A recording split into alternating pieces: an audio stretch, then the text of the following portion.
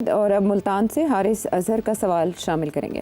سیٹی صاحب، زلزلہ افغانستان میں ہو، بارشوں اور سیلاب کا سلسلہ پاکستان میں ہو، ہماچل پردیش میں 1910 کے بعد سے ریکارڈ بارش اور اس کا پانی، اس کا زمینی رابطہ ہندوستان میں منقطع ہو، کیا وقت نہیں آ گیا کہ اب ریجن کے ان لوگوں کو مل بیٹھ کے سوچیں کہ اور کتنی نسلوں کو ہم نے انتہا پسندی، جذباتی حب الوطنی اور ہتھیاروں کی زیادہ خریداری پر اپنے وسائل کو صرف کرنا ہے، بجائے اس کے کہ ہم آن دا کنٹریری وہی وسائل کو اس ملک کی ترقی، ان لوگوں اور ان نسلوں کو بہتر زندگی دینے پہ وہ کریں۔ کیونکہ سیٹی صاحب وہ کہتے ہیں کہ موت تو سب پہ آنی ہے، لیکن کیا زندگی بھی سب پر آئی ہے؟ اور دوسری بات یہ کہ سیلاب کے پانی میں اور اتنی مصیبتوں آفتوں میں یہ ایلیٹ کیپچر اور دا کلیش آف دا ٹائٹنز ہے، چاہے وہ خواجہ صاحب ہوں یا حنیف عباسی ہو، یہ تو ان کی آپس کی لڑائی ہے نا، ان سے لوگوں کا کوئی فائدہ ہے؟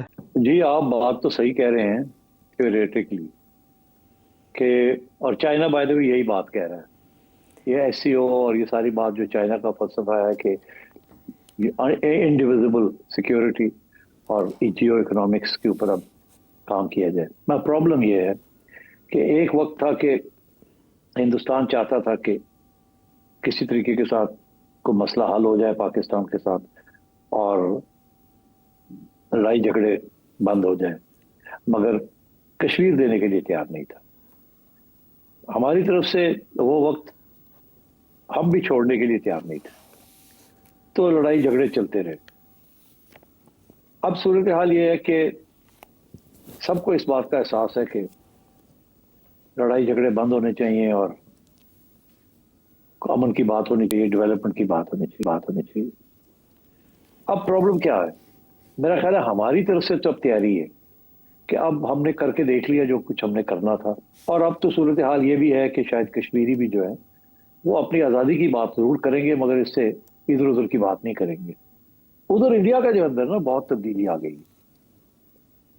نریندر مودی اور بی جے پی کا جو ایجنڈا ہے وہ تو ہے ہی اینٹی مسلم اور اینٹی پاکستان، وہ پاپولیرٹی ان کی اسی کے اوپر بیسڈ ہے۔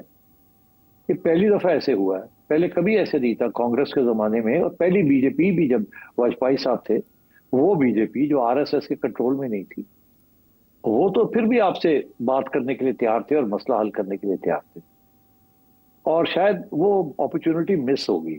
اگر وہ اپرچونٹی نہ مس ہوتی تو آج کے حالات بالکل فرق ہوتے، اچھے حالات ہوتے، اور آپ جو بات کر رہے ہیں سب کی توجہ اسی کی طرف ہوتی۔ مگر ہوا یہ کہ بی جے پی میں تبدیلی آئی، آر ایس ایس کا انفلوئنس آ گیا، نریندر مودی آ گیا، اور اس نے جو ہندوتوا کا جو ایجنڈا لے کے آیا وہ بالکل پاکستان کو تسلیم کرنے کے لیے تیار نہیں ہے۔ یہاں تک چھوڑے تسلیم کیا، وہ تو اس کو استعمال کرتا ہے ووٹ لینے کے لیے۔ تو اس لیے اب اس کا امکان بہت کم ہے۔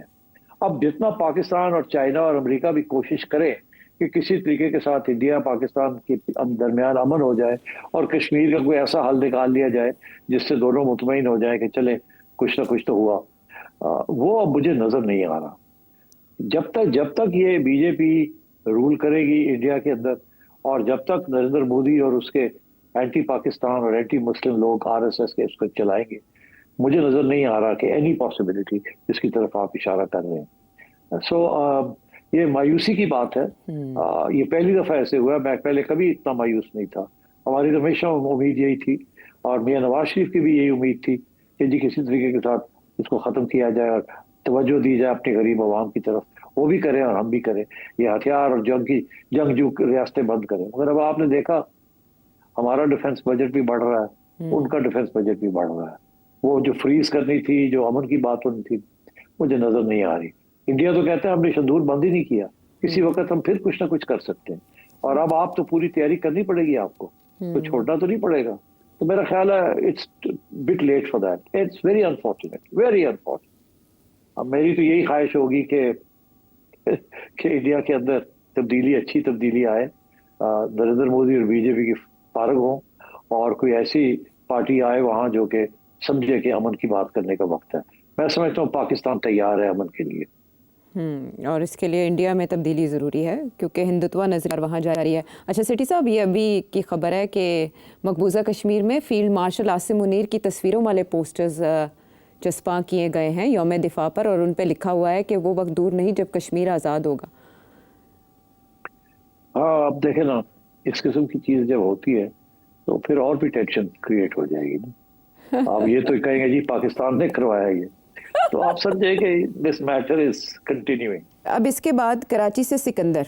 कराची का आखिर क्या हल है? कराची एक पाकिस्तान का सबसे बड़ा शहर है, बिजनेस हब है, और ये नहीं मालूम कि इसकी आबादी 1.5 करोड़ है, 2.5 करोड़ है, 3.5 करोड़ है। तो जब इतनी बड़ी वेरिएशन है, जब हम इसी को सर्टेन नहीं कर सकते कराची की आबादी कितनी है, तो किस तरह से यहाँ पे इंफ्रास्ट्रक्चर की डेवलपमेंट हो सकती है, कराची की डेवलपमेंट हो सकती है? इसमें सबसे बड़ी रुकावट क्या है? अब सूबे भी नहीं बन सकते, जैसा आपने लास्ट प्रोग्राम में अर्ज किया था। बल्दियाती निज़ाम किसी हद तक एक्टिव है, अब तो पीपल्स पार्टी का मेयर भी है, तो आखिर इसका हल क्या है? क्या कराची अगर मफलूज हो जाएगा तो पूरा मुल्क चल पाएगा? इसका जवाब जरा दें कि कराची में क्या सिस्टम होना चाहिए जिससे कराची का मसला हल हो और कराची वालों की जिंदगी जो है वापस सुकून में आ सके।